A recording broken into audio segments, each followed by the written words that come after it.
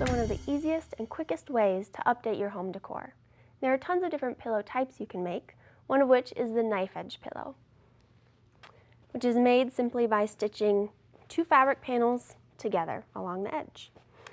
And this is a great, quick, easy pillow type to make, but sometimes you get these floppy dog ear corners. And that's because the pillow form fills up the pillow center first and leaves the corners empty. And you can fix that by stuffing the corners with fiberfill, or you can easily just taper those corners down. You can do that before stitching anything. Take your panels one at a time, just fold them in half, one way and then the other, matching all of your edges and matching these 4 raw corners together at one edge. And then you'll want to mark halfway along this edge and that edge, halfway between the folded edges and those raw corners.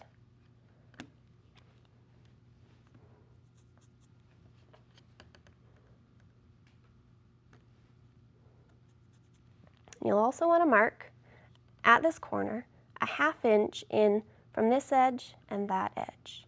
So a 1/2 inch is right there. And then just connect those marks from the edge to the corner, back to this edge.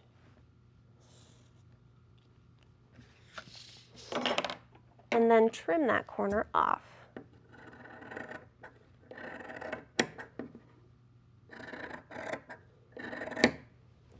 And that will just taper those corners down so that it's not such a stark 90-degree corner.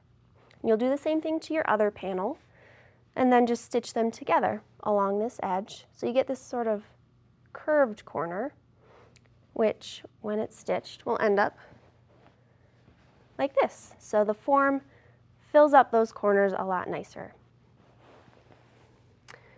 Now another pillow type you can create is the box edge pillow, which is created with a front and a back panel and this side panel strip. And you'll see a lot of times box edge pillows made with one long continuous strip around the side edge.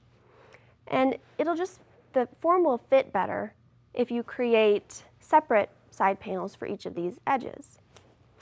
So when you're making any type of pillow, you want to measure the actual pillow form instead of relying on the measurements given on the packaging. So you'll want to cut a panel for your front and back and then separate side panels to these measurements. So you'll have your front and back. And for these short side panels, you'll want to stitch them together along the side, the short edges, like this. And I have one more to stitch. You can see I've already marked my stitching lines. So we're actually going to start and finish stitching a 1/2 inch from the long edges. So we'll stitch that.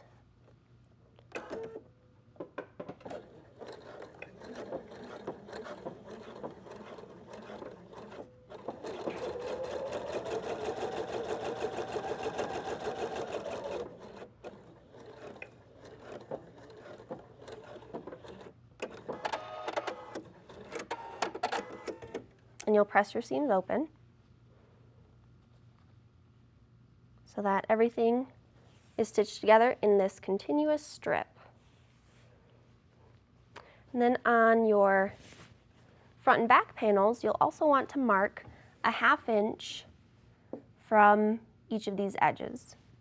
So I've already marked them so you can see it's a 1/2 inch in from those edges, marked right at that corner.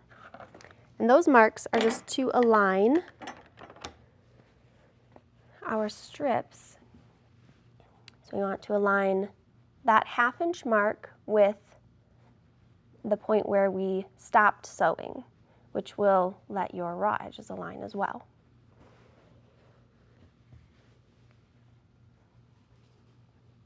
So we'll get everything aligned along this long edge.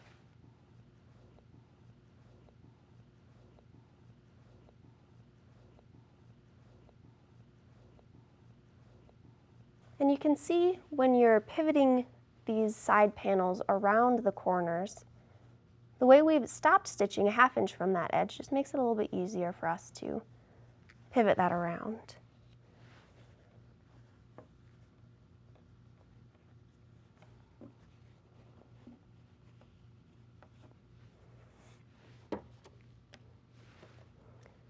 So we're going to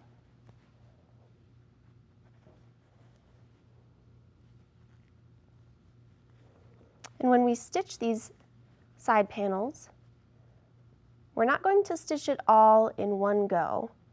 You want to start stitching right at this point where we stopped stitching and where we've matched that 1/2 inch mark. Stitch one long edge and then end stitching in that point again, so that when you go to stitch the next edge, it's easier to sort of manipulate that other corner around, and so that you can make sure when you begin stitching on this edge, you get your needle exactly where you need it.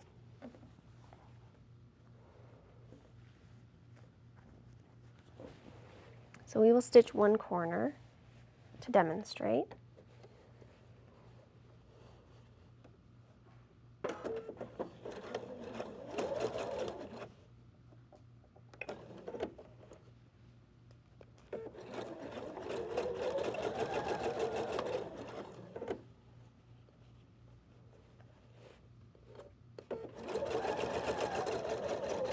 So we're going to end with our needle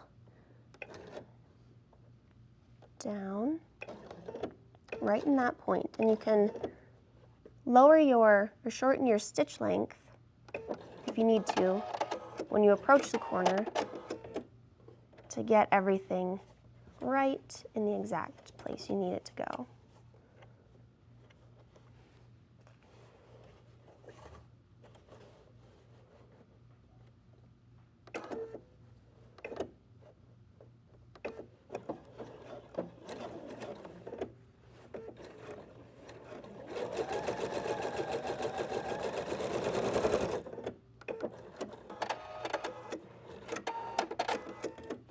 So that when you've stitched this corner, you turn the right side out, you get that nice edge there where everything is nice and matching. And these seams actually also help give your corners a little bit of stability too.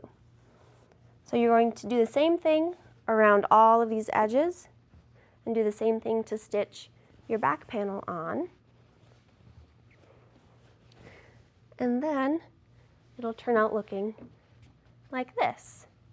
So you can see your nice corners, your nice side panel fits this form perfectly. Now another way to get the box edge look without that side strip is by boxing the corners of a knife edge form or a knife edge cover. So you start out the same way as if you're making a knife edge pillow form, just by stitching 2 square or rectangular panels together around the edge. And then you want to take your corners and open them up and flatten them so that the seams are matching. And you can put a pin in one side to make sure everything is perfectly matched. And then you want to stitch across this corner however wide your side panel is when the measurement across the corner matches your side panel measurement. Draw a line and just stitch across the corner.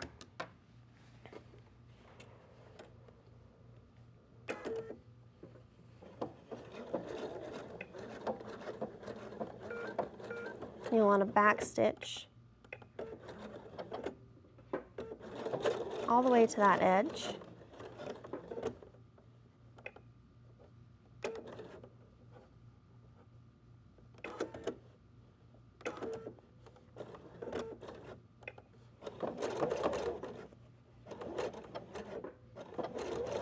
There we go.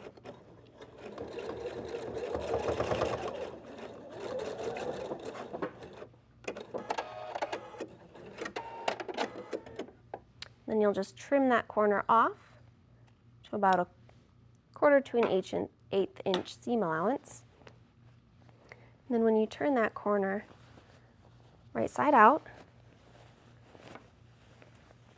you get that nice boxed edge look. And when you get a form in it,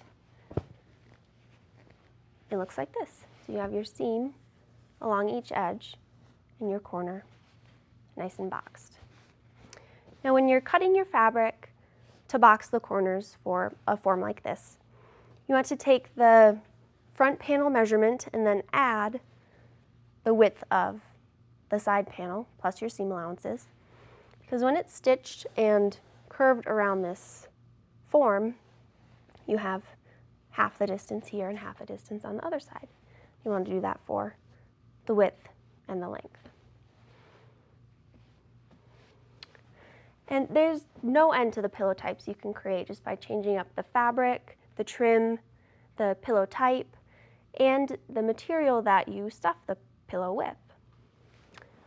So you can stuff your pillows with fiberfill, which is good for pillows that are sort of oddly shaped and that don't have standard pillow forms for. So this is stuffed with fiberfill. You can see it's kind of squishy, and you can stuff it to be fuller or less full. Or you can use a standard form, which is what's inside this pillow and this one. Or you can use foam pillow forms, which are these guys. So you can see how the look is changed just by changing up the pillow form material. So take these pillow tips and create some perfect pillows for your personal style.